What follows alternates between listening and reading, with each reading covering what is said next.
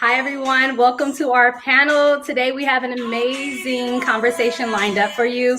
We have Taylor Ri'chard, who is a Black creative. So hold on tight. We'll give folks a few minutes to kind of rest and get your drink. I have my water with me. Water with Your me. water. my cool water. But definitely grab you some of the drinks, some of the nibble on. It's going to be a very enriching conversation today to feed your soul, your mind, your spirit, all those things. We have some Sade playing in the background, so we'll give people a few minutes. Love it. And of course, we have our live comment section. So just as all of our other shows, although this structure is a one-on-one conversation, because I thought it would be very intentional to just have that one-on-one heartfelt conversation around what liberation looks like and creativity. I thought that would be a more intimate conversation for us to do it on a one-on-one basis. However, we still want y'all to know you guys guide this conversation. So please do put in your live comments and questions, and we'll try to get to you as soon as possible. Jamming. Hey. I took out my wine glass. You know, you can grab it. We have like a minute or so. No, I'm good because I got to go all the way. I'm just going to next time. That's an incentive for me to come back. Yes. Like I said, I have my water.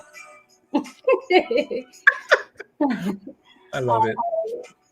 Okay, everyone. Hopefully that got us in a nice, soothing mood.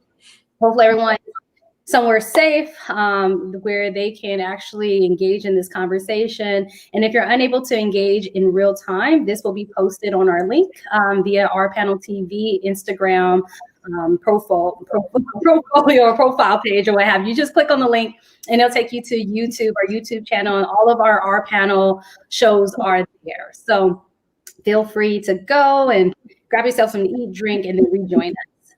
Yes. So again, I'm so happy to welcome Taylor Ri'chard, a Black creative, just a creative in all I can do. Taylor, please introduce yourself. Be as short as long as you want. This is your time to shine. Please introduce yourself. Well, thank you very much. I am very excited to be here with you. As she said, my name is Taylor Ri'chard, and I am a Atlanta-based filmmaker, a writer, producer, and I've been doing this for about 9 years now. I came from corporate America and decided that I wanted to make films, and that's where we are now. I just released my second feature film, Hallowed Be Thy Name, last month. So it's out there right now, and I'm sure we're going to talk more about that, but I'm excited to be here with you. This is going to be fun. Absolutely. So I heard a little bit, Birdie told me that you're one of the first Black horror film creatives. Is this true? It is true. It's always weird to talk about that because I feel like, but I am one of the first ones. Definitely one of the first ones in our common time, contemporary time, to have a film go to the theater that was created by and written by a Black person. That's wonderful. Film, let me say that. Yes, absolutely. So how does that feel? I know you said, sometimes, you don't say it, but how does that feel just saying it out loud? It's humbling, and I feel a sense of responsibility to, my craft and what I'm doing, and representation, I think, is important. And I feel like, we spend a lot of time, talking about, visibility. And so just knowing that I was a major part of, even before Jordan Peele started, me being there, doing that, and having my film out, it's humbling. It is. I really do feel like if I get too big for my britches, I'm like, look, remember in the beginning when you were the only one, and you were helping bring in other people through. So yeah, absolutely. Yeah, I was like, yes. The breath, yes. OurPanel is created to give a platform to like Black conversations, not just like our issues and our trauma, but like our joy, our expression, our happiness, our health. And a lot of the conversations right now, I don't think centers enough on our creativity, on arts, and how that plays a role in liberation, our Black liberation. Yes. Tell me a little bit about like how you feel about that role for you in our journey to achieve freedom and liberation and what that looks like. Well, yeah, I feel so. For me, I always, that's a good question because I like having the opportunity to speak about this. A lot of my films, they're very mixed, right? I have white characters, I have women characters, straight characters, gay characters, black characters, and so there have been times when I've had conversations like, why don't you make an all black film, or you do an all black this or that? And I always like to talk about, as we are liberating ourselves and we're becoming more visible and joining the larger conversations, it is very, for me, this is just a me thing, right? It's very important that I show all the aspects of our experiences and our backgrounds. I didn't grow up in an all black world. You know what I mean? I had friends of all walks of life. I know that's different because some people have grown up with mostly black people, and that's nothing wrong with that. But I have to speak as an artist to my truth. I am not going to write a movie about Southside Chicago. I didn't grow up in Southside Chicago. I grew up in the bayous of Louisiana. So for me, and when we start talking about black liberation, all black liberation, not just some stories that we feel is for the culture or it keeps it the most real. What keeps it real is what's real to me. And so when I express those stories or I talk about my black experience from my black vantage point, it is whatever world that I am true to. And so when I write these characters and I'm telling these stories, that's the ideology behind that, because I feel like it's important to understand that black people are not just a part of the subculture. We're a part of all cultures. We're everywhere in America. We're in every conversation. We're in every history book. We're all there. And so we should be the same in art. We can be in an all black film and we can also be in a non all black film and still be just as important. It's important to write these characters to show that our culture is the American culture, not just the black culture. That's just my 2 cents though. Hey, we will take the 2 cents and more. We have a comment. Yes, representation and visibility. Yes, Stephanie. Thank you, Stephanie. Yeah, so as we continue to speak about art, again, because our panel centers on just our life, our health, our liberation, our freedom, like our journey to do just that, there's not enough conversations around art and our creativity. And there's not a lot of us, Black folks, queer folks, trans folks, non-binary folks, just us in these spaces. So tell me a little bit about your journey and how you continue to, it's not as if, all of a sudden we arrive, it's a continuous, Absolutely. So tell us a little bit about what that looks like for you as you continue to create. So as I create, and just back on what I said, I am always putting myself in everything I do. I'm the representation, I'm the visibility, right? My vantage point. So when I write characters, I make sure when I write a film, I'm somewhere in that film. If I'm telling a story, I'm somewhere in that story, because again, this is my truth.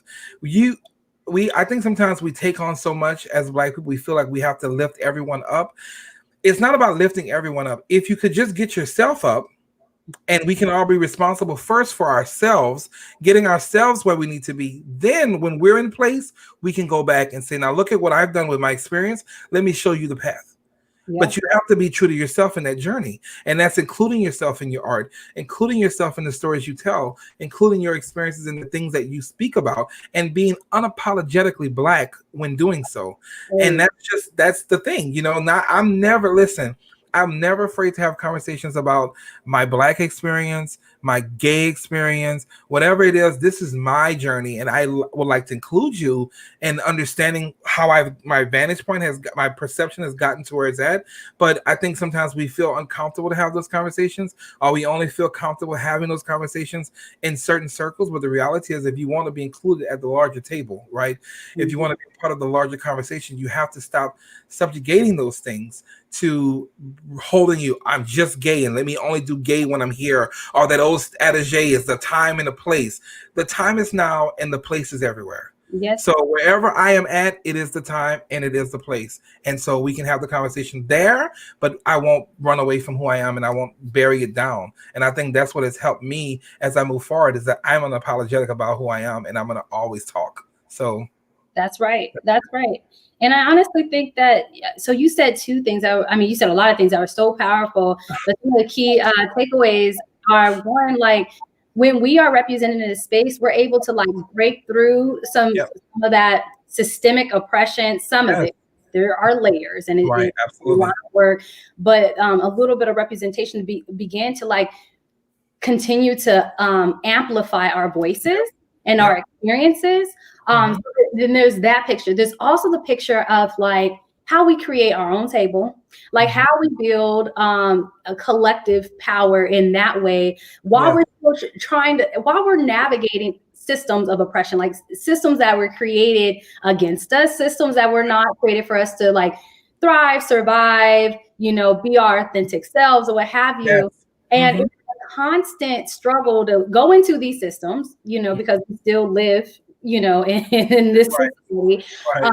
go into these systems and have to constantly, um, proclaim our time, reclaim our time, like our space, all of that, and show up truly authentic when everything around us is saying don't.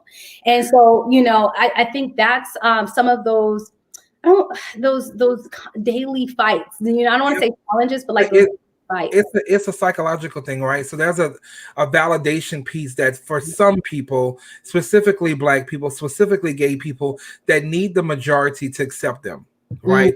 Like, my work isn't good until the cross is over, or which meaning white people support it, or I'm not a real accepted gay person until the straight people tell me they accept me and they give me these rights or whatever it is that we're looking for. When the fact, you said something very good. You said creating our own table.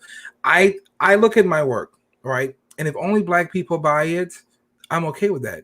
If only gay people buy it, I'm okay with that. We feel like if we're just successful within our community and not appealing to the masses, then we haven't been validated and it's not real. And that's that we're going to have to start shaking. That's a gift or a curse that we've taken with us from the slave times. The light skinned slaves are in the house and they're validated to be more acceptable than the darker skinned slaves, when the fact of the matter, you are all slaves.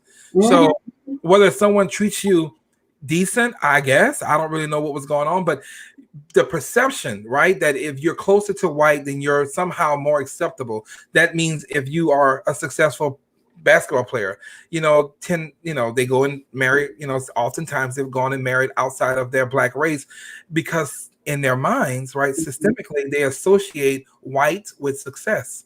And we do in our work as artists, we don't think our work is good enough until white people tell us so. And we have to really work towards moving past that. I think it's very important to create our own spaces and celebrate our own work and build our own communities. And then if outside the community they want to participate in understanding that, you don't see Asian cultures changing themselves or not using their names, right? You see Nguyen and you know that that's pronounced Win. But if you see somebody named Latifah, you're going to be like, oh, you better name her something different because she won't be able to get a job. Why do you have to validate? What is wrong with our names the way we decide to have them? You don't tell Asian people to change their names. You don't tell Latinos. They learn how to pronounce those names because those people are very true to their authenticity. And for us, we still are looking to be validated and accepted by white people. And until we stop doing that, we're going to constantly be stuck in this rat race. Yeah, I agree. I think that there's that piece, and there's also like the fact that, let's be honest, we're not valued. Like, that's why we're constantly protesting. That's why, there is direct action, a lot of on the ground work, and like defunding the police, defunding systems of oppression, putting money back into our community, direct actions against brutality, actions around around defending Black bodies. The movement for Black Lives, has a direct action in the work in defending the Black body. We wouldn't have those, and we wouldn't have hashtag Black Lives Matter. Remind you, matter. We're not even talking about it like extremely valued and precious. We're saying just matter, minimal. We wouldn't even have that if we even felt at some point in our experience that we were valued. And the fact that I think it's both ways. For hundreds of years, we've been like, oppressed and harmed and traumatized and everything. So, we have been conditioned to feel as if we have to live up to this whatever image of whiteness, to be honest. Right. And that's a constant struggle we're going to have to unlearn. We're going to have to unpack, because it's not something we can just say like, hey, forget all of these systems. We just gonna do our own thing, which yes, we need to do that. And also we have to do that intentional work and unpacking how capitalism, how white supremacy, how all these different systems of oppression show up in our day-to-day lives, in our beliefs, in our attitudes, in our thought processes, in our behaviors, etc. And it's going to take a lot of work. It's definitely a lot of work.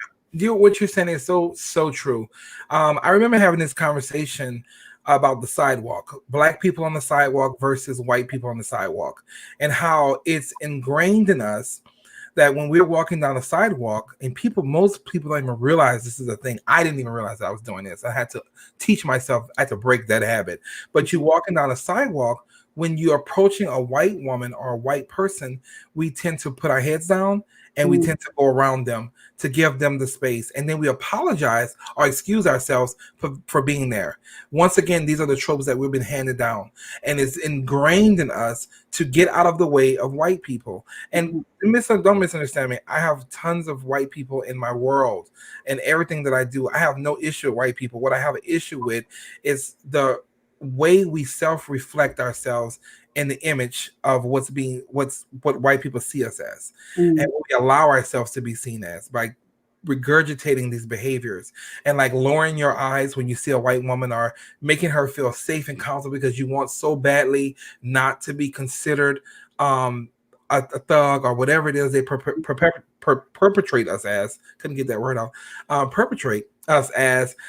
I had to learn I'm okay just being me, and I deserve to be on this sidewalk the same as you, and I'm not going to lower my eyes. I'm going to look you in your eyes and I'm going to say hello. And if you choose to speak, great. If you choose not to speak, that's maybe you're having a bad day. I'm not going to be offended at everything, right? And I'm not going to shrink myself. We have to stop shrinking ourselves to make white people comfortable. We want to have the respect or whatever it is that we're looking for from other communities. We have to first start here with us and how we are coming off to these other people. No more shrinking ourselves. We have to look them in the eye. Like, there is nobody on this earth that has two legs that stands upright more important than the other. That's a fact. Now, if they're on four legs, I would suggest you run. I don't play with animals, okay? But other human beings, I mean, come on. You just see the person you walk. But people, we do that. We put our heads down, especially black men.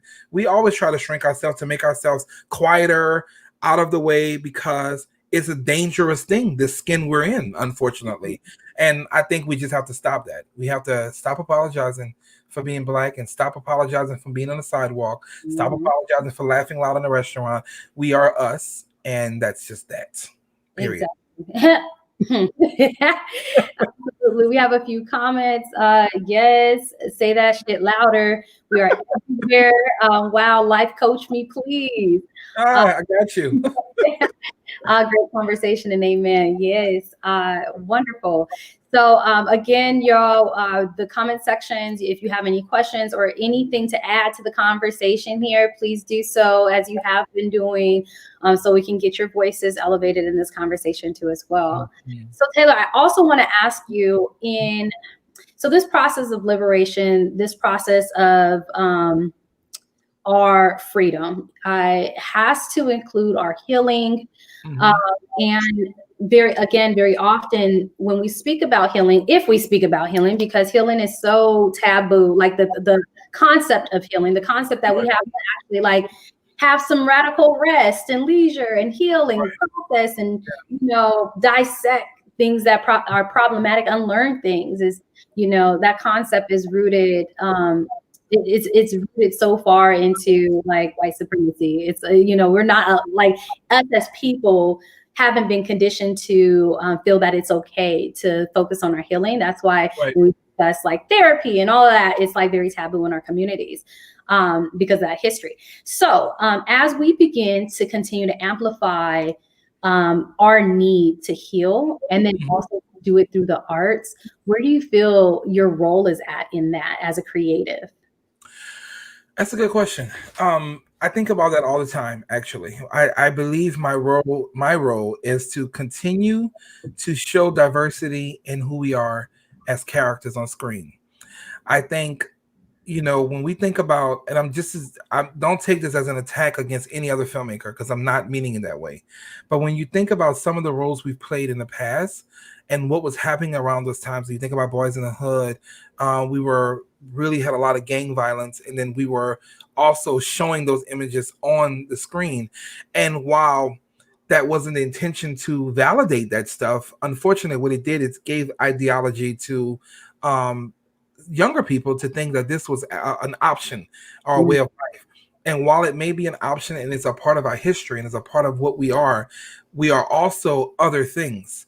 And I'm not saying we all have to be Claire Huxtable and Bill Cosby, but we are morticians, we're soldiers, we're police officers, we're doctors, we're artists, we are hippies, we're everything. Yeah. And so I think as an artist, I have a responsibility to show the difference and to bring about my version of Black to the screen so that people have something to base it on, to have choices. And I think a lot of times when I see things and I see, artists out there creating characters and it falls on the stereotypical side of things, I understand they're just writing what's true to them, but there has to be a mixture and it can't just be one perspective. Like, oh, Black women are all mad and angry, or Black men are all absent from the home. And that's not all that happens in our community. We do a whole lot of different things. And so we're in horror films. And so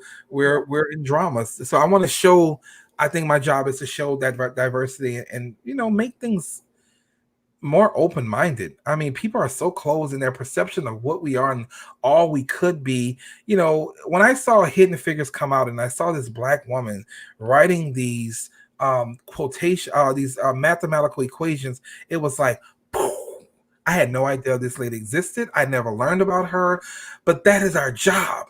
We have to be the bearers of our history.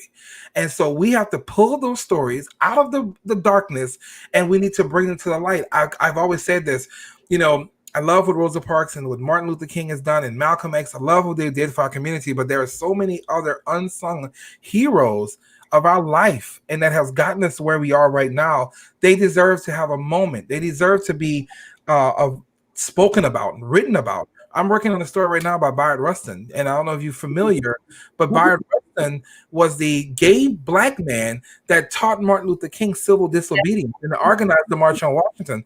As a gay Black man, this is from my vantage point, right? I'm Black, I'm gay, and here I am talking about someone who was a leader for me to look up to. That's right. I think that's important. So other young Black gay men coming up, looking and saying, hey, look, we've been here. As gay Black men, we've always been part of the conversation. We were at the beginning doing the civil rights movement. And now here we are showing you the visibility and the representation. So that is what I think my job is, to keep bringing diversity to the stories and the imagery that we have been putting out about Black people.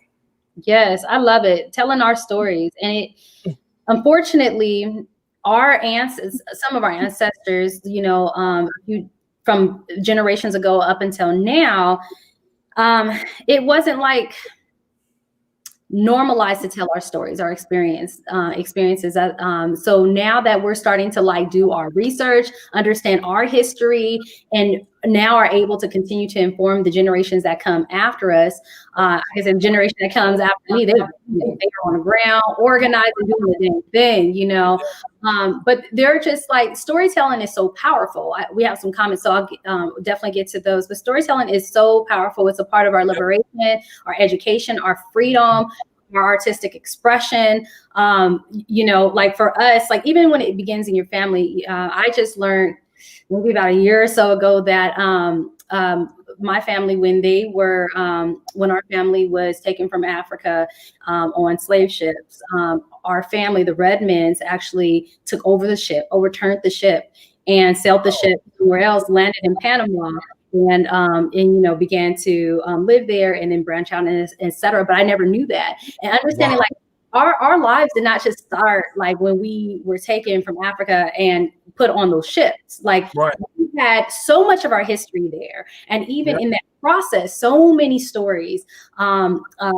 during that moment and afterwards that are just untold. And the fact Right. that we have opportunities, are either on a small platform or larger platforms, to begin to tell our stories, both fictional and non-fictional, is so powerful, and we have to begin to center that way of art. So we have some comments. So this is actually a question for you. How has your experience been in the film industry getting funding or funded for your projects versus white counterparts? Ooh. I'm gonna be honest with you. I know this is gonna sound laissez-faire about it, but I don't mean it to be that way. I don't really have the time to think about it, that particular issue. I don't look at white people as an obstacle. I never have. To me, they're just colleagues. And so whatever I want, trust me, when I got my mind to it, I'm gonna do it. I represent myself very professional. I make sure that my stuff, I do understand one thing, right? That when it comes to asking for money or trying to get visibility in this business, I have to work a little harder, because there's a preconceived notion when I walk in the door, you're Black, you must be making a gangster film. That's the first thing that I've always had to overcome. So when I start talking about, well, I'm actually making a horror film, then they're like, okay, so now I'm interested, because that's something they don't see people that look like me do often. But once I'm in my stride, I don't really think that I get any issue regarding me being Black versus my white counterparts. In fact, I would even argue to say that I'm kind of outperforming some of my contemporaries right now in regards to what we're doing, because a lot of them have taken the the studio route, and I'm independent, kind of greenlighting my own projects and raising my funds independently from a whole bunch of white people, might I add you. I think that what will happen is that money will always, we're a capitalistic country, so if you can promise a return on an investment, they don't care if you're green. If you're professional and you know your work, you have to know your work, and you got to know what you're doing. You can solve those things, you have no problems getting what you want. I think a lot of time, especially someone at my level, what's important is the reinvesting in our youth and the people that are coming behind us, to make sure that when someone like me does get an advance and I do get a chance to do my story, I'm going back and I'm teaching, okay, this is what I've learned. So now you got to make sure you learn this. You got to perfect that. You got to speak this way. You got to make sure your paperwork looks like this. Let me show you this about credit. All these things that they can know, so that when they present themselves, they already know what's up and they know how to approach it. Because I think that's the thing that we fall short in our community, is that there isn't a lot of people kind of showing the path, those that are successful kind of going back and work, not saying that there aren't any, but they're not going back and saying, hey, this is kind of what worked for me. Let me help you polish yourself up. We just leaving it to circumstance, and then when it doesn't work, we assume the only reason is because we're Black, and it's really not the only reason. Sometimes it's just because we didn't do some things right that we could have fixed easily in our presentation portion. So then we have an awesome comment. Yes, they take those stereotypes and try to use them as an absolute in our communities. Oh yeah, and I think that goes back to when you were speaking about like the typical film that folks think we're trying to make. We're not because that's not my form of creativity. That's all right. Hey, you're here though. I wish. And then that's what I'm talking about. Wait, not talking about. You are. They say you are so inspiring. Thank you for answering that. Thank you. I appreciate that, Steph. But yeah, I mean, we just there has to be variety and options. You know what I mean? I think about you look at these young Black women, and I have nieces, and I remember my niece coming to me and she was like, I'm a savage. And I was like, what's a savage? What are you talking about? And so she started to sing the song, and then I was like, wow, okay. But then, as much as and how fun that is, I look around, I'm like, okay, so is Cardi B and Meg Thee Stallion the only representation? Where are the Dr. Crystals, saying, where are those women that we can look at, right? There has to be a variety. You can be a stallion, but I also want you to be about your paper and about your work and all this other stuff too. We got to kind of have both. And I think, once again, just, off our comment, I'm always trying to, water down those stereotypes with some different variety. Yes. I want to actually just switch just a little bit of gears. So as we are in our movement for Black liberation, we know that you cannot achieve Black liberation without centering queer and trans liberation, like all of Absolutely. us, right? Mhm. And just even the representation when it comes to like recognition, awards, being nominated or what have you. And we have, shows that center on queer lives and experiences with queer actors, with trans folks, with non-binary folks, etc., that are equally recognized, or they're looked over when getting parts, or only pigeonholed into like one type of role or part or what have you. So either if you can kind of give me your thoughts on that, or maybe not even ideas, but like thoughts around how we can begin to shift some of that. And even if it's like, we'll create our own things, get ourselves, because you spoke about being pigeonholed into these like, types of films with these types of roles or what have you. But then when you think about our representation with how we identify and how those identities are being erased in Right. filmmaking, what are your thoughts behind that? So here's some ideology behind how I am. I when I write a role or when I create a role, and we're having this conversation right now with the Bayard Rustin story, like when we think about actors that are going to play him. So when we say representation, I also mean the real person. So when I cast for Bayard Rustin, I'm not going to cast a straight man, Right. because I think that would be underserving the essence of what he is, which is a very proud gay man. So I'm going to find another proud gay man to uplift that role and take part in that journey and get whatever is deserving of that performance. And that's the kind of mindset we have to have going forward. If we're writing trans roles, we need to find trans actresses or Mm-hmm. trans actors to play those roles. Whatever, that's not saying that they can't play other things. All right. I'm not limiting them. I'm just saying that I think right now, as we are moving ourselves along with the higher thinking and we're woke, we need to allow those spaces to be enjoyed by people who are in those spaces in real life. And I Mm-hmm. think that's the most authentic thing we can do. That's me doing my part. And I feel like, because even right now with this whole Emmy nomination, there's a whole lot of conversation about Pose not receiving any of those actresses receiving anything in it.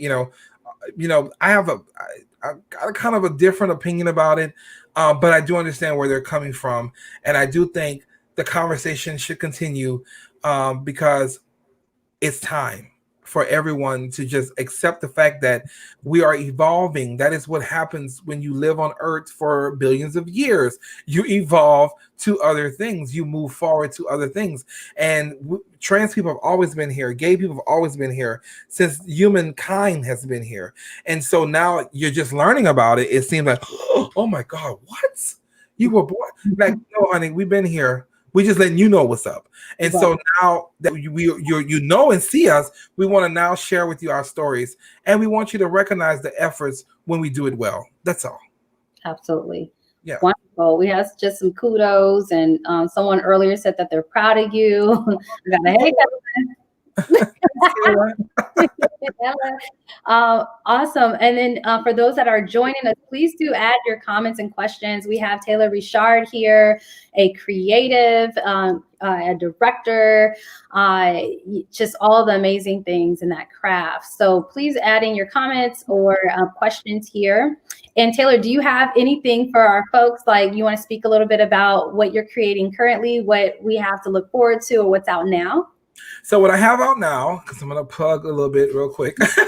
I have my I have my film, Hallowed Be Thy Name, which is a horror film, and it's out right now. It's really super fun. If you want, and you're quarantined, take some time and watch something that, you can just kick back and chill and enjoy. It's currently on Vudu, Prime. It's pretty much everywhere except Netflix. So Xbox, PlayStation. If you are into Blu-rays, you can get it at Target, Best Buy, Barnes and Nobles, those kind of places. But we appreciate if you take a look. Hallowed Be Thy Name. And of course, now I'm working on my next couple of films actually. I'm going to do my first non-horror film with the biopic for Bayard Rustin. So working on that currently.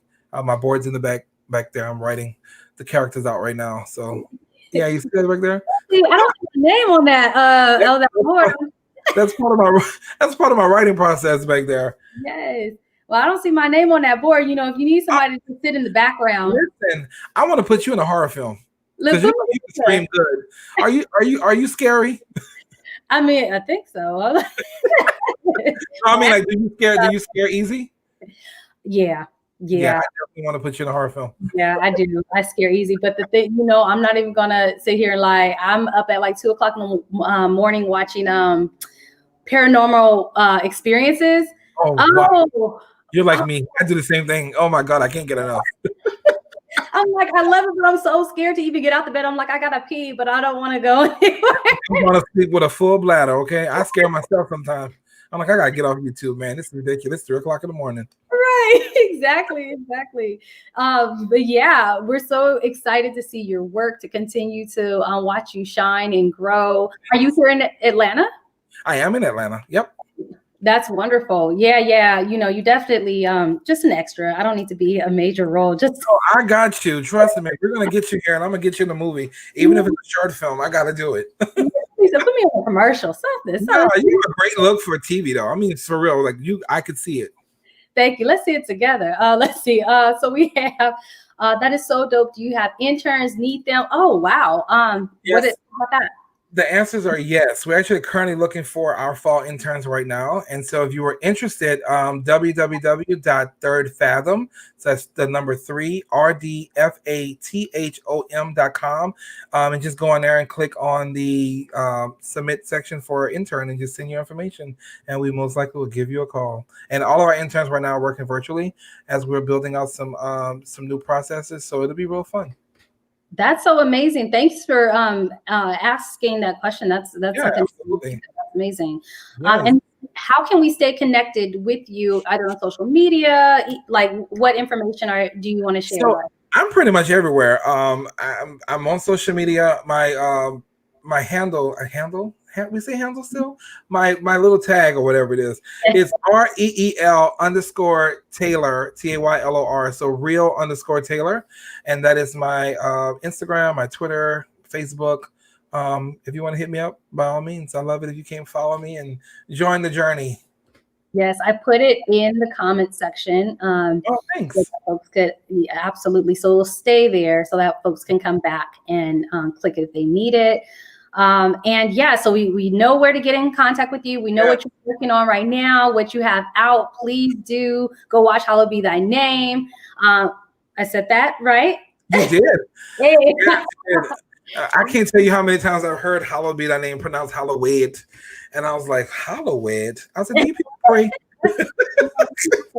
That's not the name. No. So, thank you so much for your time. I appreciate you. You're doing some amazing work for just all of us and uplifting us. It says, say less, I follow you. Thank you, Steph. I'll follow you back too. Right. Now, your new intern. Yes, okay. Right. Hey, Steph. Welcome to the team. No. I love it. But thank you so much. Anytime you have just, have new work or just want to discuss the work or just anything around like our lives in this journey for liberation and our healing in our art. This has been so great. I'm definitely going to come back because a couple of things I do have. I have a casting app called Cashew. Well, it's not a casting app, but it's an entertainment employment app. I got to change my verbiage. And it's connecting non-entertainment people with entertainment professionals. So sometimes you have moms who are out there in the world and they're trying to they got to do a stage play for their kid and they need to do the set. They can hire a set professional, so they'll work like an Indeed but for entertainment professionals. If you're an actor and you're trying to get a role on the TV show, you can reach out directly, even audition from your phone. So I definitely will come back if you'll have me and talk about that when we're up and ready to go. Well, that's amazing. I have Ella's and that's so dope. Ella's also an artist, international DJ, and just creates all forms of art and healing things for the body, all of those things. So I have to give Ella a shout out. And also has been out on the ground at these direct actions, lives in Brooklyn. I think you still live in Brooklyn, but I don't know. But but in New York, you know, where a lot of the actions are taking place. So just shout out to some really amazing folks that are Nice. on the ground Hey, every day. Yeah. Awesome. So thank you so much. We are here. We are so grateful to have you. This live will be posted and recorded on YouTube via the link in OurPanel at OurPanel TV on that profile, or you can just visit our YouTube channel if you want to go back and watch it and share with folks. Oh, I'm sorry. I have someone that says being LGBTQ and of color can sometimes can feel like a double-edged sword. Yeah, navigating our different identities. If it feels like a double-edged sword, you are absolutely right. But you know what I do? I cut both ways. Hey, and chop down and chop yourself an opportunity. So don't let it hold you back. It's okay. That's right. That's right. Yes. Ooh, and in that, yes, let's just say thank you to Taylor. Thank you so much. I appreciate you and your work. Thank you for continuing to be a voice in our community. And we look forward to seeing all that you have in store for you. Thank you so much. Thank you for having me. I appreciate it. Absolutely. Bye now. Bye-bye.